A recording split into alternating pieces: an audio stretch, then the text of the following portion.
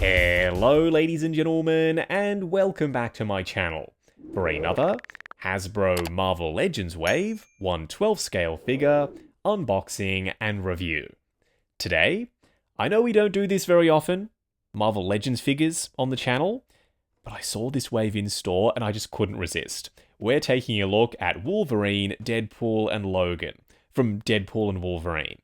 Now if you're heading down to the description, why not hit that subscribe, bell notification icon, and join button, so you're notified as soon as a brand new Legends figure review goes live on the channel. We've got a bit of a Deadpool sandwich situation going on. We've got two Logans and Deadpool in the middle. As for the box art, we'll do this all at once, just in the interest of time. Up front, an open window showcasing the figures inside, a glossy Deadpool and Wolverine logo on a matte background just below it, then what looks like a piece of tape over some text with their names on top of it, and an arrow pointing towards the figures.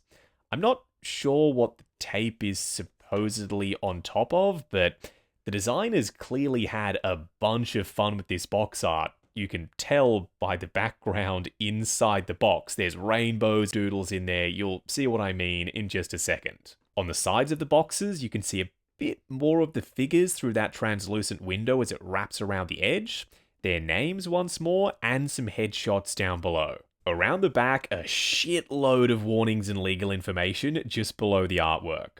Up top, a much larger version of the headshot that we just saw on the side of the box, same goes for the other two boxes, as well as a read-up. Feel free to pause to read as we take a look at each of them.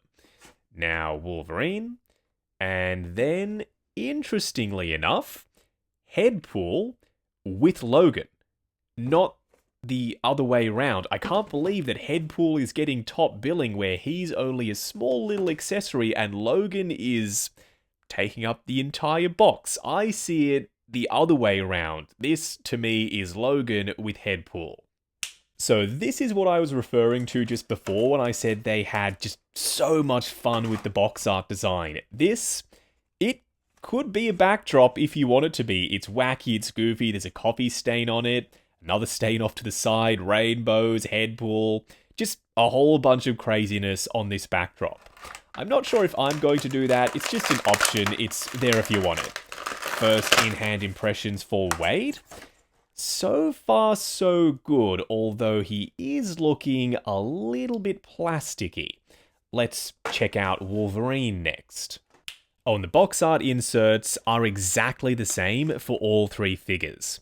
I would have liked different ones, depending on which figure you decide to pick up, but nevertheless, they're not really the main reason why you'd get these, I don't think. The figures themselves are more than good enough to make up for the same artwork across all three of them. The number one question on my mind is, how do these compare to the ZD Toys offerings for both Wolverine and Deadpool? And you can bet that we'll be doing comparisons a little bit later. The last figure we have to unbox is Headpool with Logan. So who do I take out first? Wolverine or Headpool? Headpool is technically the main character in this set, but I see him as an accessory like I already said, so we'll look at him in the accessory segment, which is coming up next anyway. As for Logan, the outfit isn't all that exciting, but that head sculpt certainly is. What we're going to do now is get all of their accessories laid out in the light box and take a closer look at everything they come with. Starting off with Wolverine first. He comes with two head sculpts. We get a cowled sculpt, which is already installed on the body right out of the box, as well as an unmasked head sculpt. For Marvel Legends, and I know they've been improving, but this might just be one of their best head sculpts to date. We'll discuss both of these heads in a lot more detail and try them both out on the body a little bit later. Then we get some hands, non-clawed ones to be specific. A closed fist for the right, there's some silver paint apps on the claw sheaths, as well as some yellow on this section for the glove. The texture does show through, but the yellow paint isn't quite opaque enough. It looks slightly green on the fist, whereas for the relaxed open palm hand / come here gesturing hand, the yellow is opaque, and this looks a hell of a lot better to me. Then right out of the box, he comes wearing the clawed hands, and these are going to require a little bit of heating up out of the box just to get them to look like they're supposed to. Moving on to Deadpool. Unfortunately, we don't get the gold-plated 50 caliber pistoleros. We just get the standard black ones, which are pre-installed in his holsters when you open the box. The sculpt is good. We've even got this Picatinny rail up on top, and the sights are present. We don't have any paint though. These are just cast in black plastic. No dry brushing, no pitting, nothing. I don't want to make it sound like nothing is painted because the blades for the katanas are done in metallic shiny silver, and we've got some of that silver paint on the baby knife. See what I mean? We've got some gold paint on the back of his trigger finger hands, and this gold was missing for the ZD Toys version of him, which is at a larger scale and, depending on where you live, at a higher price point than these are. The hinges go in the correct direction for trigger finger hands up and down. While the grip is tight, the fingers are soft and pliable enough so that prying them open to pop the pistoleros inside of them shouldn't be a massive challenge. Then these are what's on him when you open the box, 2 gripping hands. Is he an accessory? Is he a character? Who knows? Just weigh in down in the comments. We get Headpool, and he's got his own translucent plastic flight stand. It's slightly cloudy. I'm not a huge fan of that. If this was proper, clear plastic, I think the effect would be more convincing in the display. You can rotate his propeller up top or remove it entirely if you so choose. There's photoreal around the base of the jaw, inside the mouth, on the teeth, in the nose, and on his eyes. There's also some black paint on his mask, plus a lighter brown on the top of his, I don't even know what you'd call this, propeller hat. Logan comes with 2 closed fists, regular skin tone ones without the claws. Oh, and 2 more closed fists, this time with the claws pre-installed. This is what he comes wearing. The claws look better on Logan than they do on Wolverine in terms of the alignment. The middle one is slightly wonky. That's nothing some heat can't fix. What we're going to do now is get Logan, Deadpool, and Wolverine out here and take a look at them on the rotating turntable. Standing straight up and down in the light box, no crazy poses or accessories or anything like that. This has to be one of the most impressive waves of Marvel Legends figures that I've ever purchased. There might be better ones out there, but I'm not aware of them in terms of realism, sculpt detail, paint applications, even accessories, multiple head sculpts for Wolverine. That's a nice bonus. I'm here for all of it. The figures aren't perfect. They've got issues, especially Deadpool. I've got the most issues with him, actually. But for mass-released, relatively readily available, accessible 1/12 scale figures from a movie that is R-rated and shouldn't even have a toy line if you think about it, these are going to do the trick very nicely for most collectors. If you want to step up to the ZD Toys ones, we'll do comparisons. I know I already alluded to that, but they're coming. We'll see how the Legends ones fare. I've got a good feeling about this. Hasbro, they straight up cooked with these 3 figures. Up close and personal, kicking things off with Wolverine's cowled head sculpt. It looks like Hugh Jackman from certain angles, like right there I see it. The photoreal helps with that for the 5 o'clock shadow and the lips. They've been printed really nicely. But from others, it doesn't really look like him, and that's the tricky thing with a mask like this where most of his face is covered. And the eyes are also photoreal printing. The wings are flexible, so you could flare them out if you wanted to, just heat them up first, for an X-Men animated series inspired look for him. There's plenty of texture on top of the mask.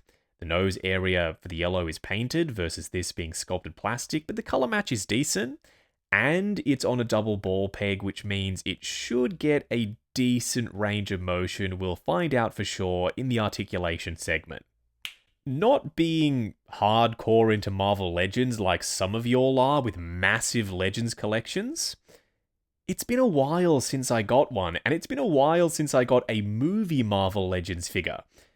Since when have their head sculpts been this darn good? This is an import caliber head sculpt in my opinion.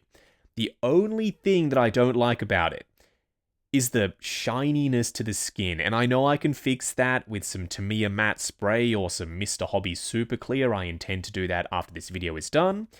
But when you get him, he is going to look shiny like this. The expression with the furrowed brow works depending on the pose. He looks slightly sad, but I'm okay with that considering what happened to this variant of Logan. The hair is spot on with the little spikies and the bits hanging over the forehead. And he's got the photo reel for the 5 o'clock shadow blending seamlessly into the painted mutton chops. I'm curious to see what he looks like wearing this angry Wolverine head sculpt, so let's give that a go. I know the hairstyle isn't correct for Deadpool and Wolverine, but the expression looks so good on this body, I'm considering displaying him like this. You could always just argue that this is a windswept hair look. He's running towards Wade, and because of the speed at which he's traveling, his hair is being pulled back over his head. Ooh, also not bad. These head sculpts, they just pop right on the neck connector. You don't have to do anything really. No heating required, no dremeling, nothing. You can just install them right on there. And the same thing can be said with the new head sculpt on the tank top body. This is giving me Logan vibes. I never picked up that 2-pack with Professor X and Wolverine from Logan, so this might just be my version of him from that movie in the collection. Let me know what you think about these head swaps down in the comments below.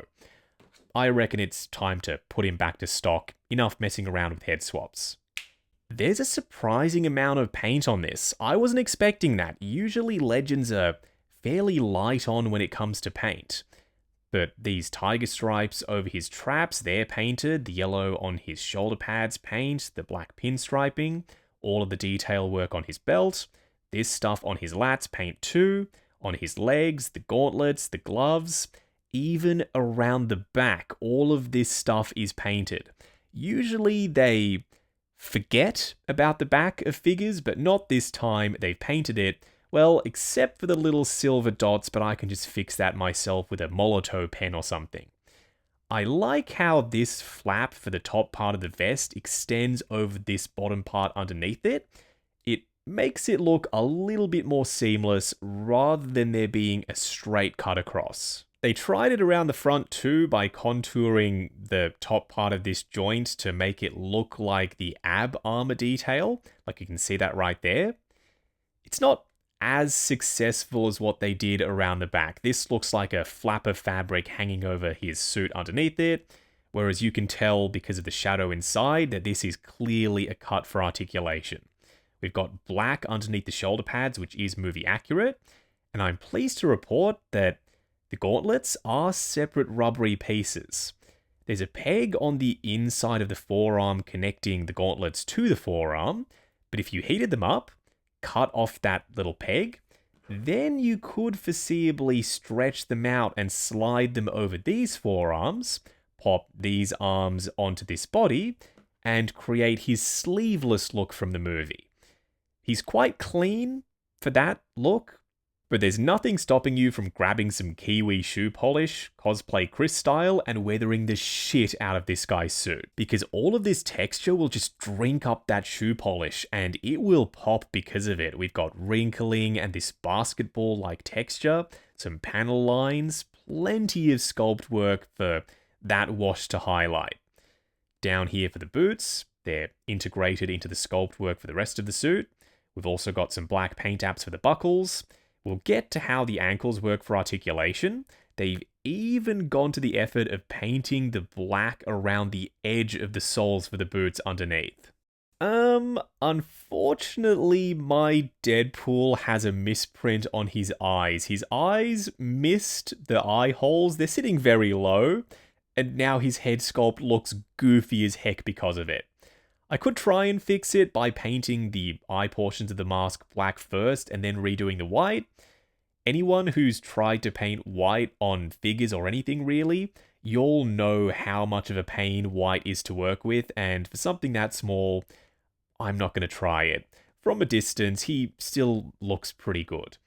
The mask flares out on the sides. I'm going to heat this up and pinch that in because Deadpool doesn't have a Giga Chad jawline. That looks a little bit strange to me. The one big complaint I have with Deadpool is why this color of red? It immediately cheapens the whole vibe. It's got a subtle translucency to it, which is something that Wolverine simply didn't have, and that makes him look like he's made of dollar store plastic. I know he isn't, he feels high quality, but the color, the shade of red, just doesn't look right to me. Around the back, he's using the same sheets as the previous movie version of Deadpool we got from the Legacy collection. The swords are stepped, so one sits behind the other, and the reason they did that is just so that they don't collide and scuff up the paint on one another when you're sliding them into the sheets. This is permanently attached to his back. There's a bit of flex to it, but if you want to remove it, you are going to have to heat it up first. You know, I reckon a matte spray would do wonders for this. It's not going to fix the subtle translucency for the red and the shade of red they went with, nor will it add any shading to his abs. That's meant to be there for this to be movie accurate, but it will get rid of that plastic shine, which I can't stand. His shoulder strap is free floating, you can move that, and it's on a free floating belt. This is adjustable. I like the way they've suggested that the belt is connected to the holsters with this little piece, but it's not actually plugged in or glued in place or connected to anything. That way we're going to get maximum range of motion, and we're not going to stress out a little bit of rubbery plastic. The gold is in almost all of the places it should be. They've added way more gold than ZD Toys did. They've missed the gold on his glove cuffs and also on his armbands, plus his neck cuff thing or his collar. I'm going to fix that myself. A little bit of gold just to add some more detail to those black straps. We've got texture for the red parts of the suit, some panel lines, and a little bit of wrinkling, but nothing crazy like up here on the arms for the black sections you can see it. And the proportions for the upper torso at least, they look solid. Coming down to the legs, proportions are okay down here. The upper torso, if you take that on its own, that looks good. The legs look slightly long to me. And because they bulge out on the inside of the thighs, there's also no definition to the legs for leg muscles. I hate to describe them like this. They come across looking like smooth red sausages with some texture over the top. We've got some panel lines running underneath these straps, and I love how they've integrated the thigh cuts into these straps so that that joint is well hidden. It's not like there's a massive straight cut across the front. There's an asymmetrical design at play with only one strap on the right but two on the left. The texture extends down to his boots where it just tucks underneath them. This is just all one sculpted piece, of course. Boots are smooth, we've got the gold paint apps, and the black pin striping. The boots are done in black plastic with the red paint over the top, and no tread on the underside. I made sure to watch Deadpool and Wolverine again prior to filming this, still absolutely adore that movie. If they were planning on making a civilian Logan, which clearly they were because I'm holding it, then surely they'd want him to be accurate. This isn't. The jacket is meant to be brown, and his shirt is supposed to be buttoned all the way up, because don't forget, Deadpool peels back the collar of his shirt to reveal his Wolverine costume underneath it. They've got the blue boots, suggesting that's what's going on, and his gloves in his suit jacket pocket. But where would the rest of the suit be? Certainly not underneath this tank top, which is underneath his shirt. Is this all reuse? Is that why they decided to go this route? The legs must be, because they're not pinless, whereas the arms are, so these could be new. The jacket is made of rubbery plastic. You can't remove it because the arms are done in grey, just like this jacket is. The buttons are at least painted, and the head sculpt looks just as good as the unmasked head sculpt for the yellow costume Wolverine. Is it slightly different? It looks angrier, yeah? The furrowed brow is more intense. I prefer this head sculpt out of the two, but let's do a head swap and see what this one looks like on this body. Okay, no, this is not compatible with this body. At least not how it is right now. He's got no neck. It sits all the way down. And this head sculpt is loose as on this neck connector, so I think I can confidently say that the head sculpts are slightly different. They might be based on the same digital sculpt originally, but other than that, they've probably made some changes to accommodate for not only the neck connectors, but the neck size, because this neck is chonkier as compared to the yellow suit Wolverine's neck. I'm not sure how I feel about this. I don't like the way his arms flare out too. That's just a sculpted suit jacket thing. Because this is a thick rubbery overlay, it bulks out the underside of his arms and it pushes them out. So he's always going to be like this. You could fake it by bending his elbows in, but that comes across goofy to me. Let me know what you think about Civilian Logan down in the comments. The texture is decent on his pants, these khaki colored pants. We've got wrinkling. The belt has some paint apps on the buckle, and it's painted all the way around the back, but the printing for the shirt isn't present. That's only on the front. Typical Hasbro cheapness. Not that they need it to go all the way around, but if you have this flared out in a dynamic pose, you will notice that the pattern just isn't there at the back of the shirt. His gloves are not removable from his pocket. That's not a hidden secret accessory. I was hoping it was going to be so he could hold on to them. It isn't, unfortunately. I've heated up the claws now, and after I did that, I didn't even have to touch them. Just some heat, and they fixed themselves. Now they look like perfect. No complaints with the claws. I achieved this by not pushing the head sculpt all the way down on the neck connector. It's not technically connected, but it's not going anywhere. Like, I can touch it, I can move it around, and it's not going to fall off on me. So this is what this head sculpt looks like on the body. Then for the angrier one, I don't really like it, because if you hide the claws, if you take off the head sculpt, what about this is Wolverine? It's just generic civilian attire. It's not that sick jacket he was wearing in X-Men Origins, and it's not even as iconic as his white tank top look for me. I'm not sure if this figure is going to make it into the display. And just as I've said that, now he's punishing me. His claws are falling out of his hand. They're meant to come out so that they don't break if you put pressure on them. If you find them falling out, you could always add a little drop of super glue into that channel, then push the claws back in, and then they won't go anywhere. I know I said we were done with head swaps. There's one more that I want to try. ZD Toys Wolverine wearing both the masked and unmasked Marvel Legends sculpts. Because ZD Toys didn't actually give us an unmasked head sculpt, and Marvel Legends heads run a little bit big, so they might just work. Maybe you could get away with this depending on the pose. The head looks slightly too small for me, and the yellow doesn't match. This is a warmer yellow, whereas the ZD Toys body is a cooler lemon yellow. But the reason why you would want to do it is the mask is more accurate with Marvel Legends, the face printing looks more HD, and we don't have those big black ugly lines all over the top of it. This, on the other hand, really good. Like I said, Marvel Legends head sculpts run a touch large, and Hugh Jackman in this movie was jacked, so a bigger body with a slightly smaller head sculpt isn't the end of the world for me. This sculpt may have just found its permanent home.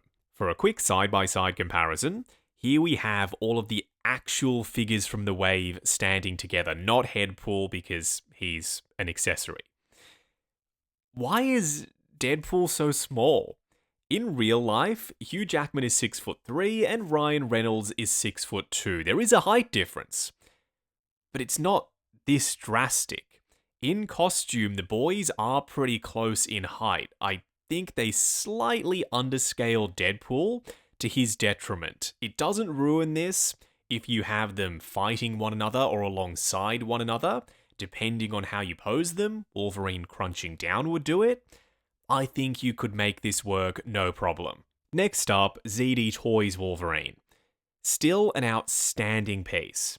He's quite a lot taller than the Marvel Legends one is, but I prefer certain things about each of them. The color for Marvel Legends, the second head sculpt, also some of the articulation points, but then the size and the bulk and the proportions of ZD Toys. In a perfect world, I'd have a blend of both of them. If I had to pick right here and now, I'm leaning towards ZD Toys, even though Marvel Legends is not a bad option.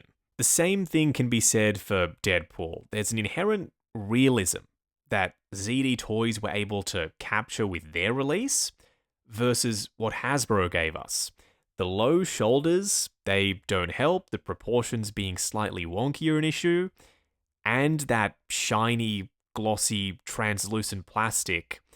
It's an eyesore versus that stunning matte finish that ZD Toys gave us. Even Legends v Legends, the red that they went with for the figure on the right that came out before the new one did, was much more realistic looking, and I know the suit was brighter in Deadpool and Wolverine, but they didn't have to go with this cheap Fisher-Price looking red plastic. Going over articulation, starting off with Wolverine.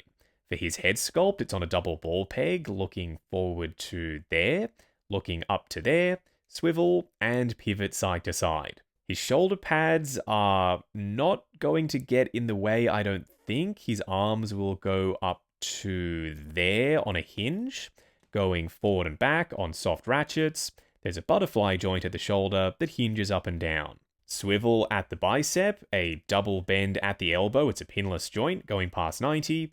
Then for the wrist peg, it's a hinge and swivel. His torso crunches forward at the midsection to there comfortably, going back to there on ratchets, and we get a swivel at the waist, also on ratchets. His legs will go forward to there and spring out ever so slightly, going out to there, swivel at the ball joint for the hips, and there's a thigh cut. Double bend at the knee, going past 90, and that's another pinless joint. Then a hinge and swivel for the ankles.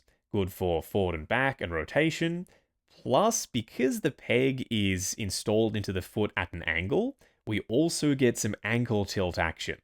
Deadpool's turn, his head sculpt on a double ball peg, just like Logan's, looking forward to there, looking up to there, swivel, and pivot side to side. His arms are on hinges, going up to there, no problem.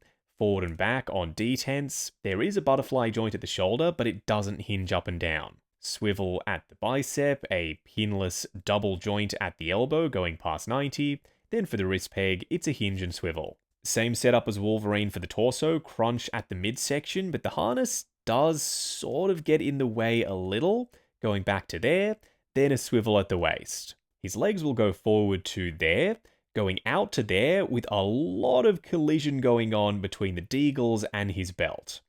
You get some swivel from the ball joint at the hips. Most of it comes from the hidden thigh cut integrated into these straps. Pinless double bend at the knee going past 90, an angled hinge and swivel for the ankles, forward and back rotation, as well as ankle tilt. I probably could have skipped one of them. Let's just do this. We'll be quick this time. For his head sculpt, double ball peg, forward and back rotation, as well as tilt. Hinge and swivel for the shoulder going up to there. Forward and back, butterfly joint that doesn't hinge up and down. Swivel at the bicep, pinless double bend at the elbow going the full way. Then for the wrist peg, it's a hinge and swivel. Torso movement will be restricted by the rubbery jacket. It's an overlay, but crunching forward to there, going back to there. Swivel, not really any pivot side to side, and that swivel mostly comes from the waist joint. His legs will go forward to there, going out to there, swivel at the hip joint and also at the thigh cut. Double bend at the knee, non-pinless this time, going the full way. And the same setup for Wolverine on Logan. Peg at an angle into the foot, it's a hinge and swivel, forward and back rotation, as well as ankle tilt. Wrapping up on the Deadpool and Wolverine Wave 1 assortment. Is there going to be a wave 2? I hope there is, because I would love to get a Blade, an Electra, a Gambit. Oh, that would be sensational. We'll just have to wait and see. For now, this is what we got. Wolverine, the standout. The suit is beautiful. The sculpt work is impeccable, the proportions are great. Not as great as ZD Toys, but still good. And the head sculpts, they are next level good. The best 1/12 scale head sculpts I've seen in a while. Then we get to the Merc with a mouth. He's not awful. He's not perfect. He's somewhere in the middle. I'd put this guy at mid-tier at best. Great accessories, decent paint apps for the gold and the black. But the cheap, translucent red plastic they've used for his body is awful. It's really bad. It almost ruins this figure. It doesn't, and I said that earlier, I'm still on board with him. But this is now my second least favorite figure in the wave because of that cheap red plastic. My least favorite figure of the set, and he's still good, is Logan. Headpool is nice, but the outfit isn't accurate, and he can't really pose well. The arms always stick out on either side of him, and his head sculpt isn't even compatible with the yellow suit Wolverine body, and I prefer that head sculpt, so that is particularly annoying. At the end of this, if you are only picking up one figure from this assortment, and you don't care about Deadpool because you have the previous release, which is arguably better than this one anyway, get Wolverine. You are not going to be disappointed. They're all fun to mess around with for posing, to pop on your desk, but Wolverine is the standout for me. Now, if you're heading down to the description, why not hit that subscribe, bell notification icon, and join button if you like the sound of seeing your name in the end credits of my reviews. Like, comment, and subscribe. We'll catch you in the next video.